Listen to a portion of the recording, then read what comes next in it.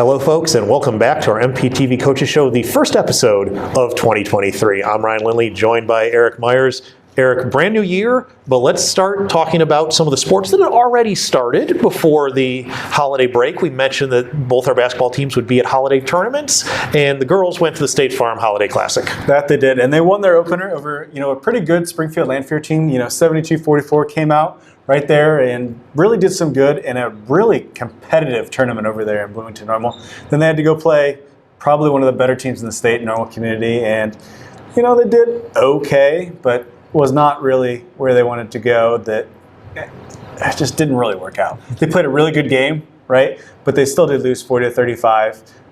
That Normal Community team goes on to win the whole entire State Farm Championship there, knocking off some really good teams along the way.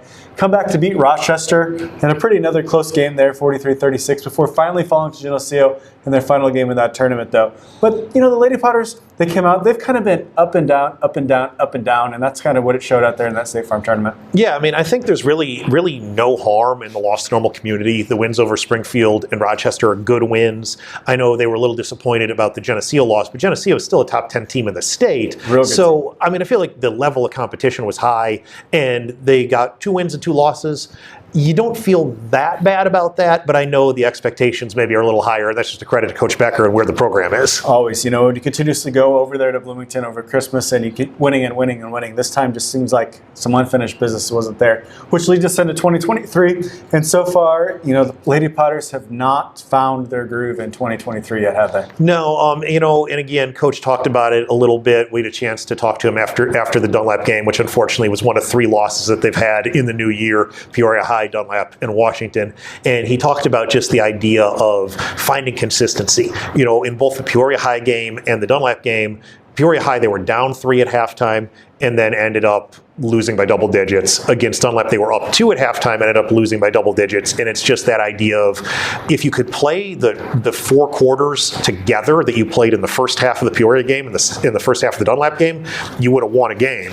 But it seems like they can't quite, at least in this new year, they can't quite string 4 quarters together the way Coach wants them to. Correct. And Tuesday night, the Potters played Washington, a really, really good team in the Mid-Atlantic Conference and in the state of Illinois for that matter, and actually benched the starters in the second half. Maybe trying to get some sort of spark, some sort of message there. We got to figure this out, ladies, as we move on here through this Mid-Atlantic Conference season. Yeah, and Coach's comment after that was basically he wanted to create energy and enthusiasm, and he felt like the players that he put out on the court off the bench were the ones that had that energy and enthusiasm. So hopefully everybody brings that same energy and enthusiasm into the Canton game. Yep, so we'll find out Saturday is the Potters are going to go over to Canton, who the Potters beat in the Mid-Atlantic Conference opener. We were on that game. Great opportunity there in the Potter Dome. And they're going to travel to Mahomet Seymour, another really good girls basketball team on Tuesday. So hopefully the Potters can turn this season around.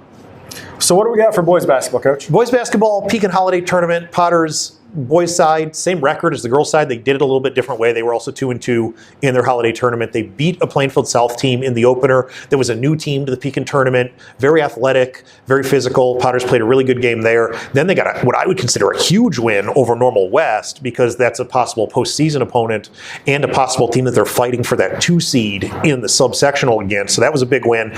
Then they did fall in their final 2 games at Pekin, though. They played a really good Moline team that is two Iowa-bound players, lost that one, and then they fell to the Hersey Huskies in the 3rd place game. Just couldn't get the offense going in that one. Yeah. So we went to some of those games. Yeah. Let's talk a little bit about these 2 guys from Iowa, right? That game, the Potters actually played fairly well in the beginning and then just got overmatched. So what was your big takeaway from the Potters playing a really, really aggressive and really good basketball team in Moline with 2 guys going Division I? What does that show us? Yeah, I think it shows us that when we play at our best, we can compete with those guys, right? We were in the game for, I'd say, 2.5 quarters, and then those guys kind of took the game over. So it's not dissimilar what Coach Becker had told us about the girls' side. It's just finding that consistency and bringing that energy every single game, night in and night out. Yeah, I was really impressed with the way the Potters played against Moline. That was some interesting matchups. One of those guys going to Iowa, 6'10", 6'11"-ish. Can play the ball, though, and we did a really good job kind of limiting shots, putting them in some different spots there they might not have been used to. Credit it real good that Wes Gudeman, Tate really did a real good job down low on that. So Potters 2023 visited Champaign Central where they lost, but went to Dunlap, got a win, and then played again last night where they played Prairie Central. Yeah, Prairie Central was the #1 ranked team in Class 2A. Potters actually beat them 46-39. Great three-point shooting. Gus Rugard had a great game. Tate was really good from the free throw line, and that was one of the things Coach Franks has said all year, that he wants to see the Potters be better from the free throw line. So, I mean, I think that's a really good win, even though sometimes you don't put a lot of stock in beating a 2A team. When you beat the #1 ranked team in 2A, I think that's something you could feel good about. Yeah, and there's not a lot of difference between 2A and 3A. I mean, just a couple hundred students for the most part. And like you said, beating a really good team, I mean, is all that really matters. If you play together as a team, really good from the three-point line, like you said, really good from the free throw. We won those 2 battles, which allowed us to win that game. So anytime you do better things than the opponents, that's a positive. So upcoming big conference game versus Washington this weekend, and then going to host the Morton Shootout all next weekend. So if you are interested, there will be plenty of games planned right now to come to the Potter Dome. Absolutely, really excited about that. One other thing that I think I'm really excited about, and I think you agree with me, was when we went over to the Pekin tournament, we got to see basketball at the high school level with a shot clock, and I really liked it. It was different, right? One of my big things, and we talked about this, was, is it going to affect the gameplay? Sure. I don't know if it really did or not. I think we both wondered. We went to the opening game there, the first game of the Pekin Holiday Tournament where, Warren played, and first time ever, the shot clock. We didn't see a shot clock violation until it was the second period. Yeah. So that's not too bad. No, not at all. But do you think it really affected the game that much, or sped it up, or slowed it down? Or I think it helped the end of the game flow better, but I think in many ways it wasn't all that different. We did take a little bit of a deeper dive into this, though, put together a package. You'll hear from one of our MPTV colleagues, Jeff King, and he gives his thoughts on it. So let's take a moment and look at this package on high school basketball with a shot clock. Everybody likes a fast-paced basketball game, attacking the hoop, dunking the ball, exciting fans and players alike. But how do you ensure that happens in the high school game? One possibility is the addition of the shot clock. Recently, the Pekin Insurance Holiday Tournament experimented with a 35-second shot clock, and the Potters were one of the teams to participate in that tournament. We had the opportunity to talk with MPTV basketball analyst Jeff King about his thoughts on the shot clock. Great question, and I saw some analysis done on by Jim Madsen, and the games I watched down there, I think 2 possessions were impacted.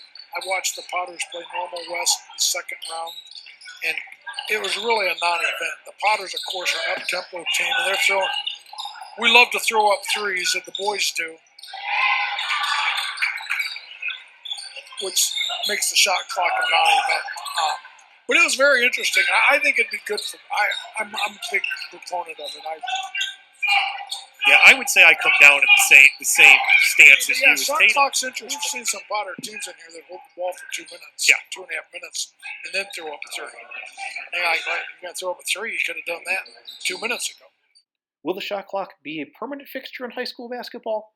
We'll have to wait and see. The IHSA will look at information from events like the Pekin Holiday Tournament and then make a decision.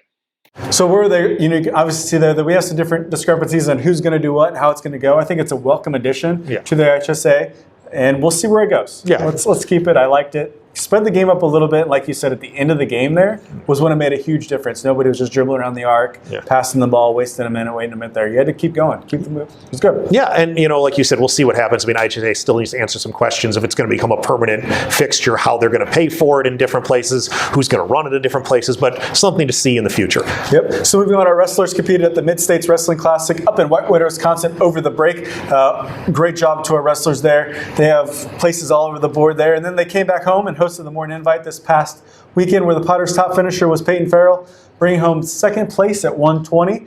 Upcoming matches for our wrestling team are going to include Dunlap, Washington, and they're going to head up to a big invite in Geneseo this weekend. So best of luck to our boys and girls wrestling teams. Let's also talk about bowling. Bowling, boys and girls have been competing in their inaugural season. Boys' season is headed to the home stretch. They got regionals this next weekend in Jerseyville. Girls' team still has a couple matches left before they hit their postseason. That begins in the first part of February. But both teams have been doing really well. Talking to the coaches, Coach Tucker and Coach Finney, we're hoping to get out and maybe talk to them in person next week, maybe be a feature on next week's show. But both are really pleased with how this season has started. I hope we can get up there like on Monday to Potter's Alley and see some bowling go down. But great opportunity for some students who particularly might not be involved in traditional IHSA sports to get some bowling experience, a completely different thing that we don't have a ton of experience in.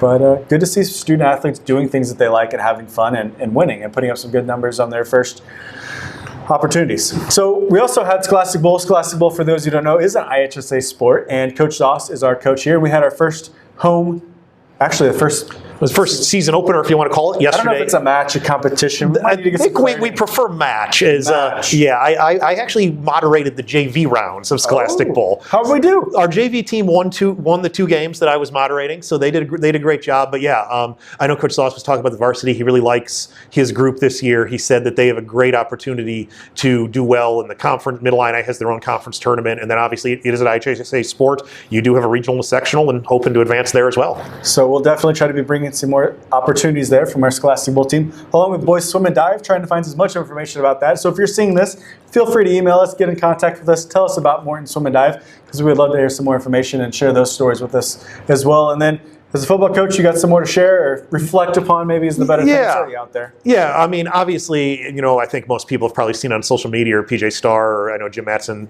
put it out, and Kurt Fegler both were very gracious. But Coach Tim Briley decided to step away as head coach of the Potters after 7 seasons. Main thing is to spend more time with his family. He is every intention of coaching, but coaching in a situation where he can spend more time with his 2 young children.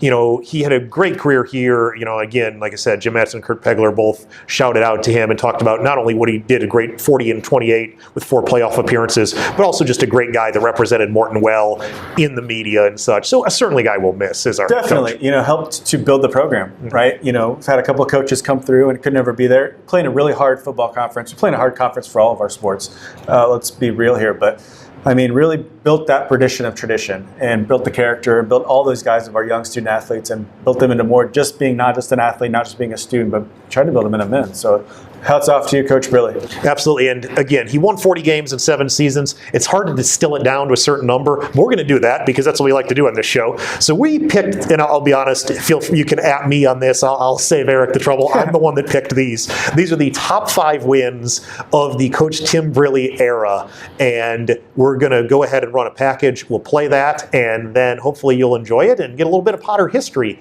as well.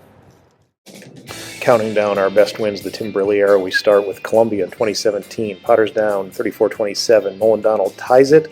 Eagles have a late field goal in regulation. It's no good, so the Potters put together an overtime victory. Nolan Donald once again into the end zone. Potters 41-34 winners over the Eagles. Now we go back to Limestone in 2016. Coach Briley's first victory as a Potter. Jake Zahn, a touchdown run, and then the running game is even better with Bradley Getz taking it in from distance. Potters win 33-0. Number 3 on our list, Dunlap in 2019. Potters playing the first place Eagles, and Riley Richards gets the Potters on the board early with a long touchdown run. Then the defense shows up with Christian Schlehuber here with a pick 6 off the tip. Schlehuber grabs it, runs it back into the end zone, and the Potters are on a roll. Trick plays also were a staple of the Tim Briley era at times, and here's a double reverse flea flicker.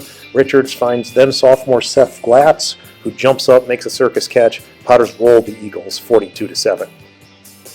Seth Glatz also the star of our next game, the number 2 game on the list. Potters against Mahomet Seymour in 2021 quarterfinals playoffs. Seth Glatz a long touchdown run there. Here he takes it in from over 50 yards, one cut down the sideline, and he goes. Finally, our last highlight from this game, guess what? It's Seth Glatz once again, running right through the Bulldog defense. He makes a cut, Ashton Sidham with a nice block, and Seth Glatz is headed to the end zone. He ran for over 400 yards that game. Our number 1 game on the list, though, Coach Briley's first playoff win as a Potter. Potters against Centralia down 2 scores late in the game. Camden Hopkins, interception, runs it down to the 2-yard line. Nolan Donald, naked bootleg into the end zone, bring the Potters within 1 score. Potters would get the ball back after Centralia tries to go for it on 4th down. Donald scores there. And then finally, the winning margin provided by Connor Kelly forces a fumble. Tad Gramp picks it up and goes the distance with a scoop and score. Potters a come-from-behind playoff win in the 4th quarter, our number 1 game on the list. Well, thanks for putting it together, Ryan. Really puts everything into perspective there. We see some of these big wins that Coach Briley led us to here at Morton High School. Much best of luck to you hopefully you get an opportunity to coach, and whatever school gets you is going to be very, very lucky to have you on their staff.